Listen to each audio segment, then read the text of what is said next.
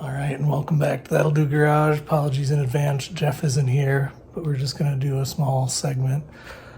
He told me I had to buy another car because we're running out of content, so I'll introduce you to the new stable and new vehicle in the stable and give you a quick tour of what we're up to tonight.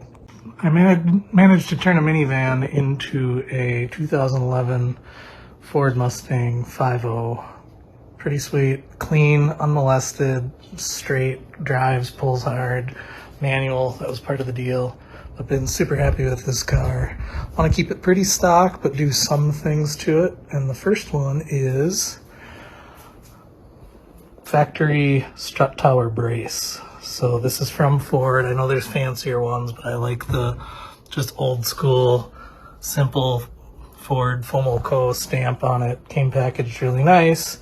And let's see where this sucker's going. So under the hood, there is that 5.0 Gen 1 Coyote engine.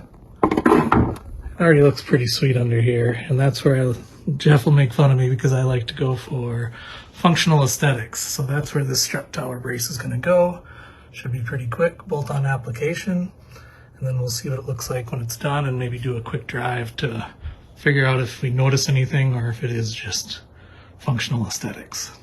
I think I could update. This is about 5 minutes later. It's pretty quick install. I mean, it's 4 nuts.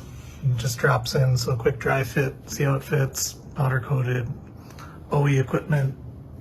Doesn't get much easier. Instructions are fairly straightforward, just center it as best you can on the strut tower. I'm gonna take this back off and clean up just all the dirt and stuff before moving forward. We'll button it up and take a final look and make sure the hood closes. The clearance looks sketchy, but it promises OE fitment with stock hood. All right, bolt it on, check for fitment. Hood closes and doesn't pop through. No real witness marks from it. I mean, again, 4 bolts, center it, snug it up. Love it. OE fitment, powder coated, subtle. That's my kind of update. Just not really sleeper, but under the hood, subtle, but clean. So that's it for this time. Stay tuned for a sneak peek at next time. This is also the part of the video where Jeff will add a bunch of nerdy technical details on what this actually does. Keeps the strut towers braced, reduces oversteer, blah, blah, blah. So we'll take care of that in post. All right, a little dark, but quick sneak peek at next time. We got... common issue on these cars is the axle rear diff vent. Puking diff oil everywhere, so got a replacement for that. It's the next best thing. It's not the turkey baster, but it's the extended with a little vent on the end that mounts it up out of the way. Somewhere's up there. Since we're doing that, got a new diff cover, Ford Racing diff cover, low pro, a little better heating to also help with the puking. So dropping the panhard bar, popping that off and replacing the fluids just because I want to go through it quick too. Don't really know the pedigree of this car from the previous owner, so got all these treats over here ready to do that job.